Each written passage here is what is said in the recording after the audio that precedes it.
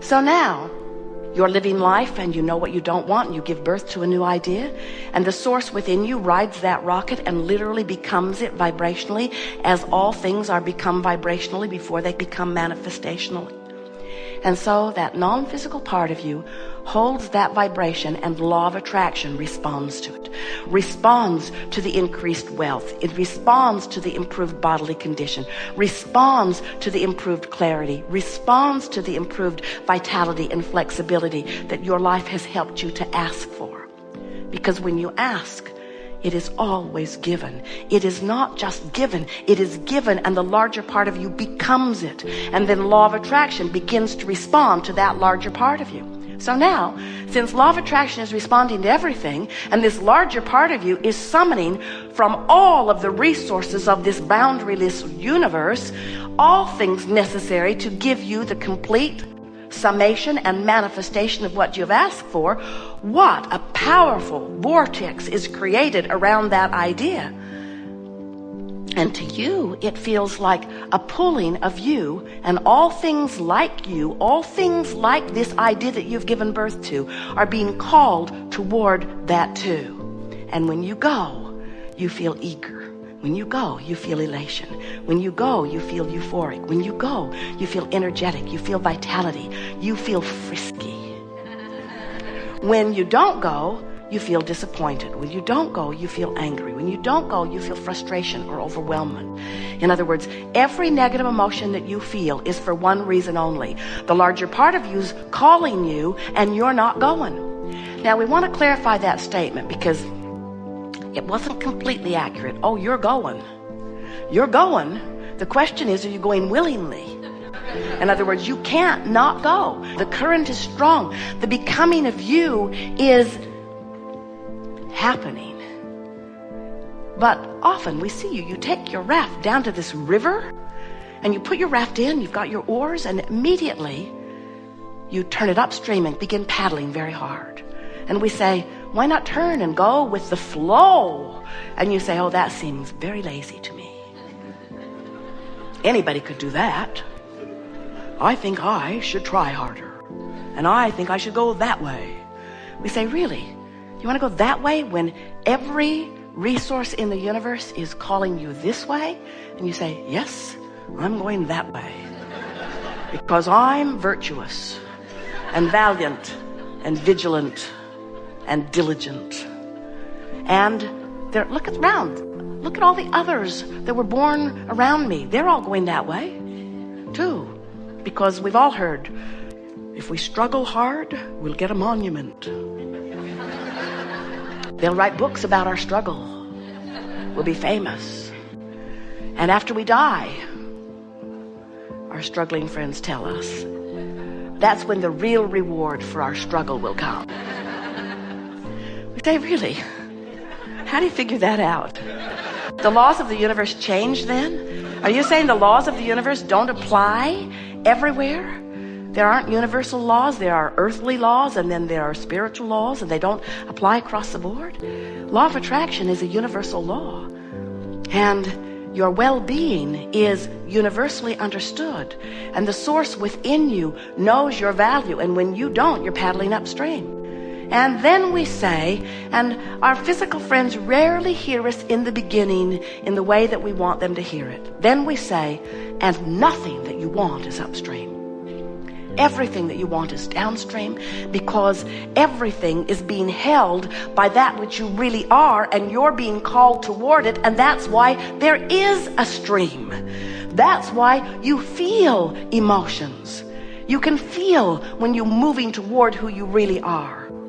The source within you adores you. That's the drum that source beats. And when you're mad at you, you're upstream. The source within you knows your value, your worthiness, and your ability to achieve. And when you doubt yourself, when you don't like the results, when you beat the drum of not enoughness, you're upstream. The source within you knows the unlimited nature of this universe that is expanding exponentially in direct proportion with the desires that you are giving birth to. And when you beat the drum of not enoughness, you're upstream from your own current. But the good news is you will never feel negative emotion again and not know that it always means the same thing. You're not letting you keep up with who you have become. And we so want you to understand that keeping up with who you have become is what you were born to do. There was not some standard that was set for you before you got here. You said, I'll go forth and I will create my reality.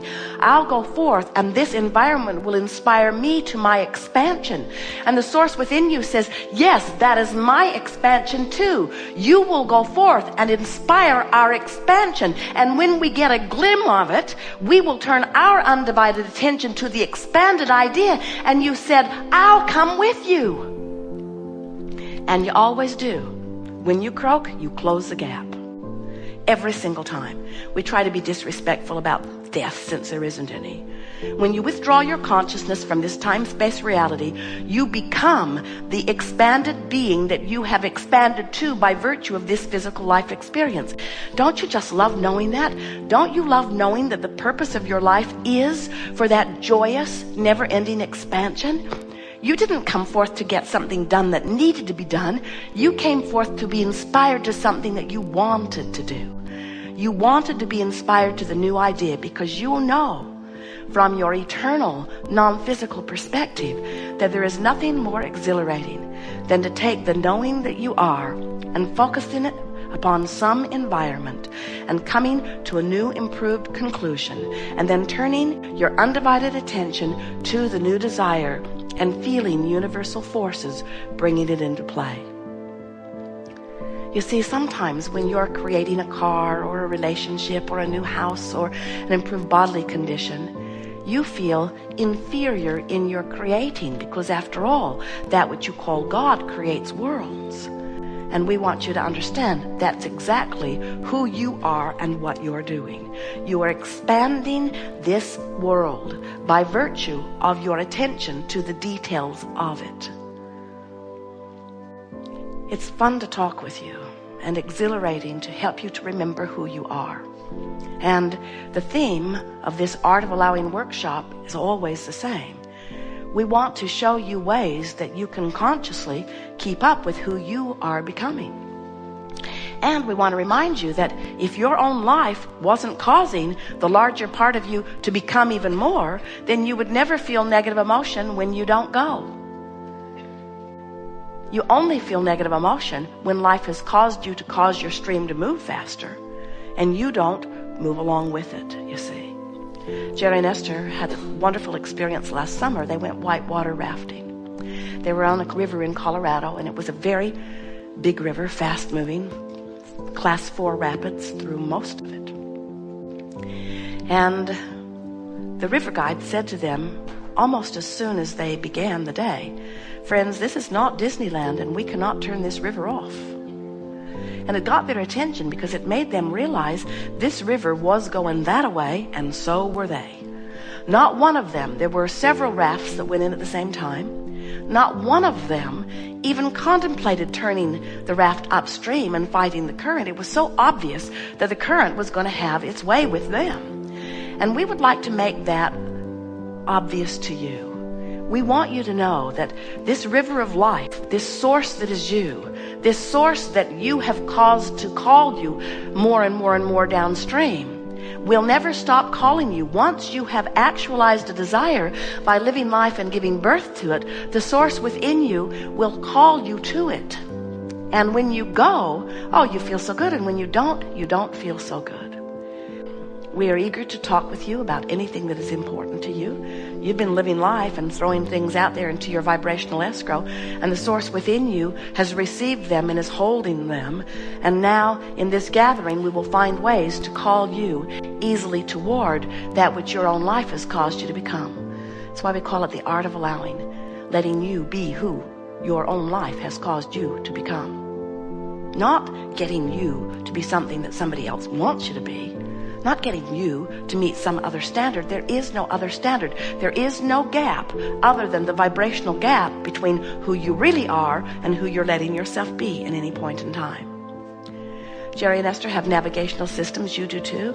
The system knows where they are. They program where they want to be, and the system gives them never-ending, incessant verbal and visual description, calling them toward where they said they want to be.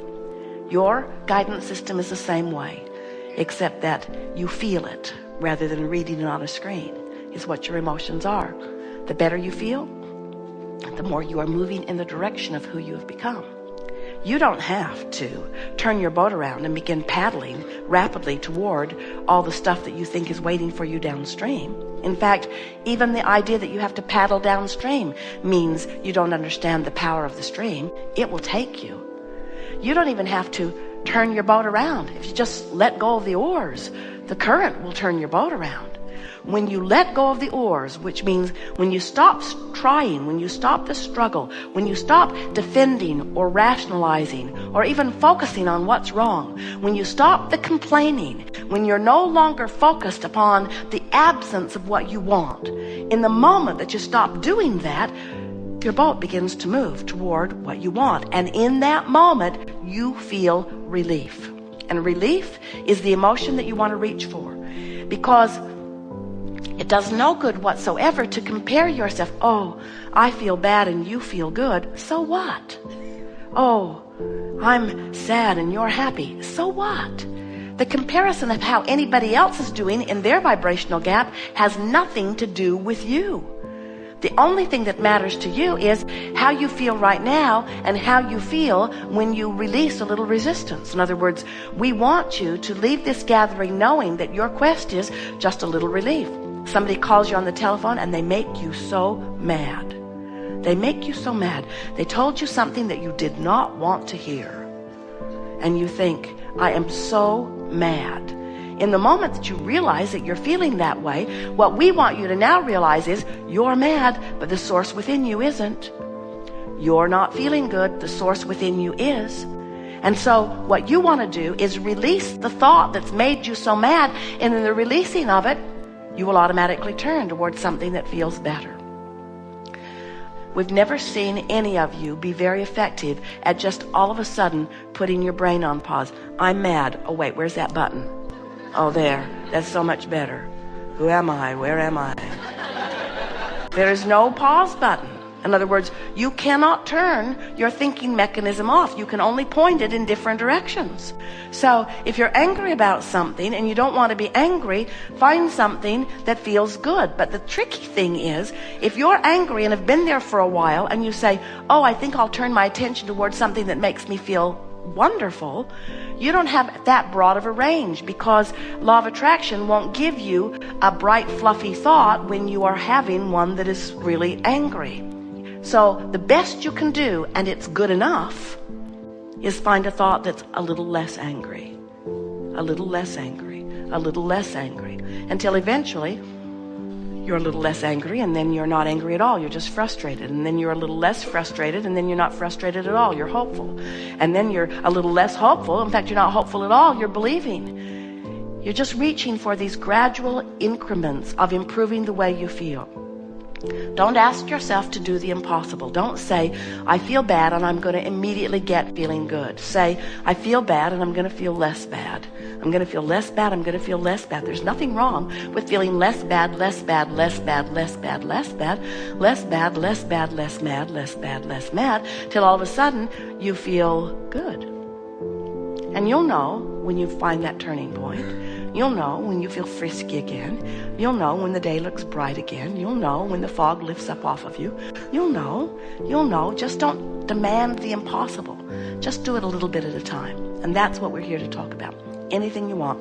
What is it?